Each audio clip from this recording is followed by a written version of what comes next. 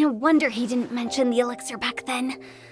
I thought he was being frank and transparent with me for once, but apparently not. Director Hu told me to keep her suggestion a secret, but it seems nothing escapes Dr. Baizu's attention. Never underestimate a serpent's sense of smell.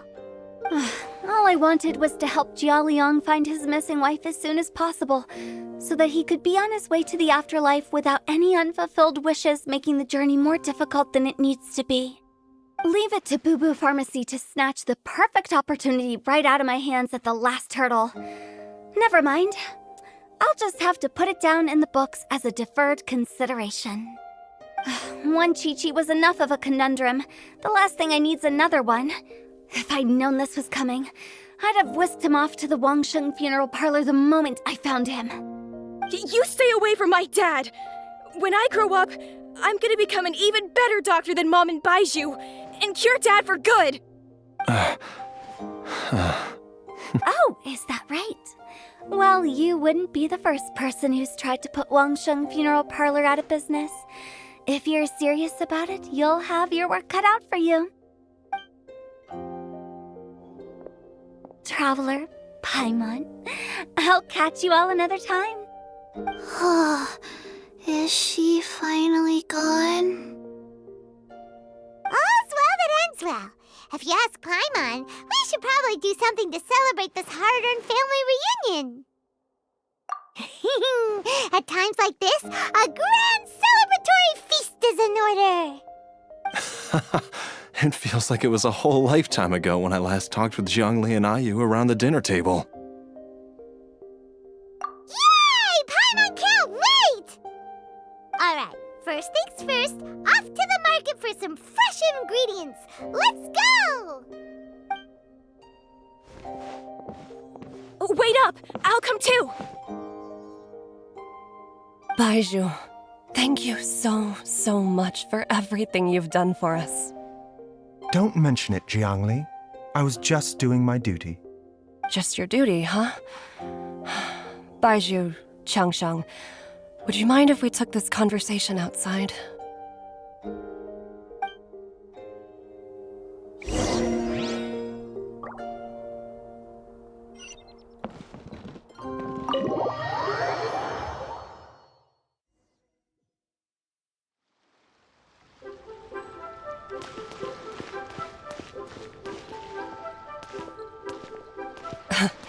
Time flies.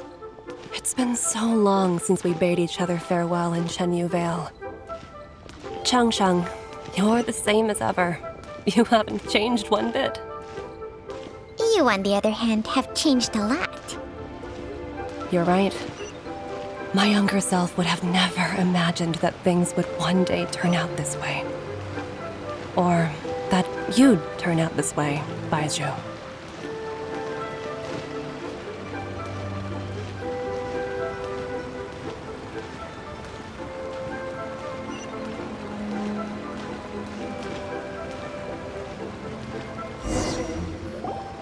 I've taken a look at your elixir of immortality. It's not altogether dissimilar from the poison I concocted in terms of the way it functions.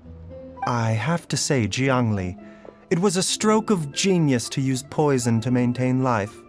I hope you're not too upset at me for copying your methods. No, not at all. With your intellect, even if you'd never seen my poison, I believe you would have eventually arrived at the same approach. But I'm still impressed by how quickly you managed to gain such a thorough understanding of it. Jialiang's still only been in your care for a few days. Not just that, you even managed to improve upon the original formula. That cannot be explained by intellect alone. Baizuh, be honest with me. Did you try out some of the poison on yourself? Huh. Told you the truth would surface sooner or later. Life force isn't the only thing that Changsheng's contract lets you transfer between bodies, is it? Nothing gets past you, Jiangli. You are correct. Besides life force, Cheng Sheng's secret art also allows for the transfer of toxins and diseases.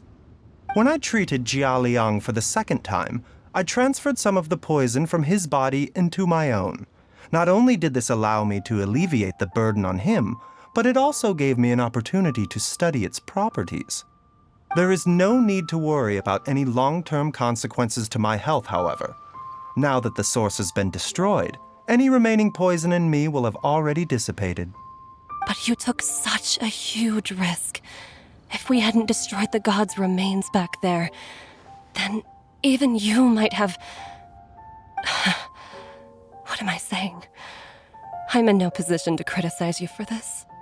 The reason I left our master and went into hiding all those years ago was that he was getting old, and I didn't want him using up any more of his own life force to treat my husband. But in the end, how were my methods any different? I risked one life to save another, and then you tried the poison on yourself too. It looks like both of us have ended up going the same way as our master before us. Are all disciples of Chenyu Vale destined to turn out this way? To live a short life, having given away our own for the sake of others? To fight relentlessly against the natural course of life and death, whatever the cost? Maybe our fate is sealed the moment we decide to study medicine. We are doctors, Jiangli. We ought never say that anyone's fate is sealed. Baizuh, I can tell that, over the years, you've used the contract with Cheng Sheng to transfer many diseases and toxins to yourself. There are so many that some of them I don't even recognize. Can you still stop before it's too late? I think you know the answer, Jiangli. Every one of us from Chenyu Vale believes in the same thing. Hey, food's ready! Mom, come and join us. The Traveler taught me a load of new recipes and said even Dad'll be able to taste them. Come and try them out. Yes, darling. Mom will be there in just a second.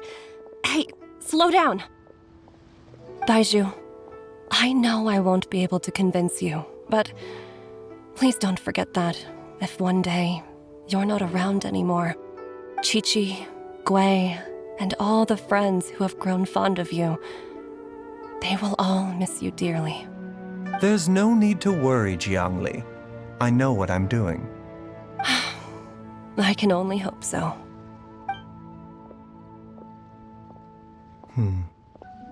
Baizuh, what did Jiang Li mean by not around anymore? Are you gonna be okay?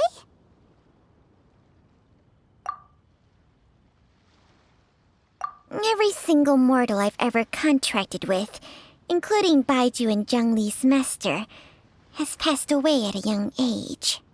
Wait, that doesn't make any sense. You said that the contract with you helps people live longer. It is a very long story. Long ago, when plagues ravaged the land, one doctor made a pledge to rid the world of pain and suffering. But even the most ingenious mortal medicine could not stay the tide of disease. And after working tirelessly for many years, even his dearest loved ones fell sick and bade their final farewell. Legends told of an herb lord in Chenyu Vale who could cure any illness known to mankind. The doctor sought the herb lord, but found only a white snake, its breathing weak and its power all but spent. Sign this contract and let our lives be joined. Then I will impart to you the secret art of healing. But be warned, this art will harm your own health. With means beyond human ken, the doctor could now reverse the process of death. And yet, the time still came to say goodbye. Only now, The one departing was the doctor, his life force spent. His final act in life was to pass on the contract to his final patient, his favorite disciple. The disciple chose to dedicate their life to saving the lives of others. And generation upon generation followed in these footsteps.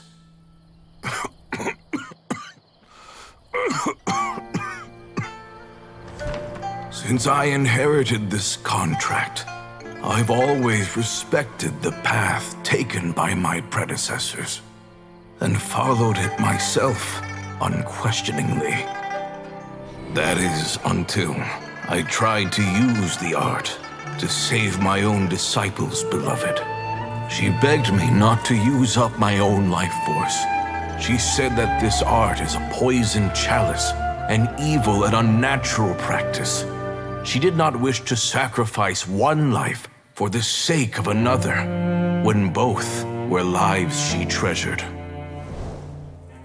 Only then did it occur to me.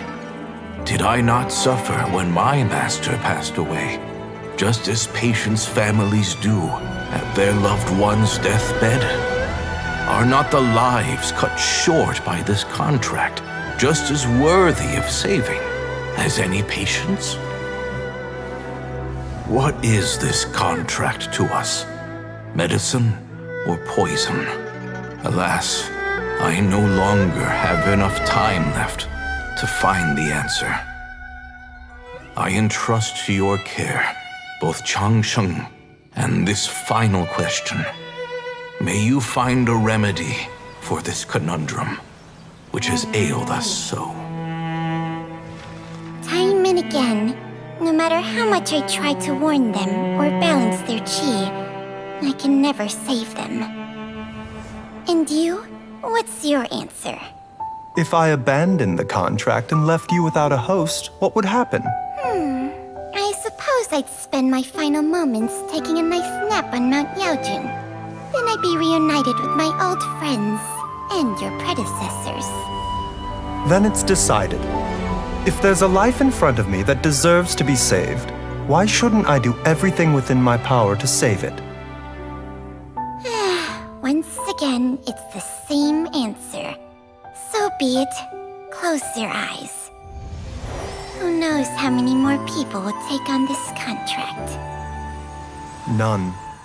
This contract will end with me. My contract has strict requirements on the host's natural temperament. All my hosts have been most pure of heart. But when one with an altruistic nature gains access to this art, they are more seduced than the average person by the miracle of overturning the laws of life and death. Though they know better than anyone else the fate that awaits them, when faced with the sorrows of humanity and the pain of losing their nearest and dearest, they cannot help but reach beyond human means. They are like moths that throw themselves into the flame, seeking a glimmer of hope in a dark world filled with pain and suffering. So, Baizuh, does that mean... I suppose that would make me a moth that yearns for the light, but doesn't want to be burned to a crisp. Changsheng's art can transfer pain and suffering between people, but it cannot reduce the total amount of pain in the world. It's just like we witnessed. Either Jia Liang feared for Jiang Li's life, or Jiang Li grieved over Jia Liang's sacrifice. I have nothing but the utmost respect for my predecessors, who sacrificed their lives for their principles. But I do not wish to join their ranks, nor do I wish to pass on this contract to anyone else in the future. Huh? But didn't you already transfer a ton of diseases onto yourself? What makes a poison, poison? And what makes a disease? When it comes down to it, are not both mechanisms that affect the operations of the human body? If disease is defined as deviation from normal functioning, then who knows? Perhaps the true elixir of immortality could in fact be a kind of poison. Many may view the notion of searching for immortality in poisons and illnesses as a flagrant violation of the natural order. But to me, it is no different from the way our ancestors tested the medicinal qualities of herbs by sampling each and every one. I don't want those who come after me to lose their lives to this contract. Nor do I wish for Changsheng to perish from losing her host. Precisely. I will be Changsheng's final host, and the tradition of passing down the contract will end with me. Even the gods of old struggle to achieve true immortality. First you want to save others, then you want to save yourself. Now you even want to save me. You're getting greedy, Baizuh. But isn't wanting to have it all what makes us human? For a selfish moth like me, who's afraid of the flame yet yearns for the light, the only path forward is up towards the moon. For once, Paimon just does not know what to say. Dr. Baizuh, Traveler, what are you still chatting about? The food's about to get cold. We also have coconut milk for Changsheng and Paimon. Okay, fine. Let's go grab some food. Paimon has a bunch of burning questions, but they can wait till after we've eaten.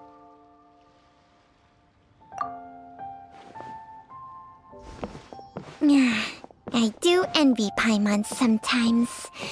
Eating her fill is enough to satisfy her body and mind. True. And yet, although we call them simple pleasures, are such things as these not precisely why we mortals cling desperately to the life we have?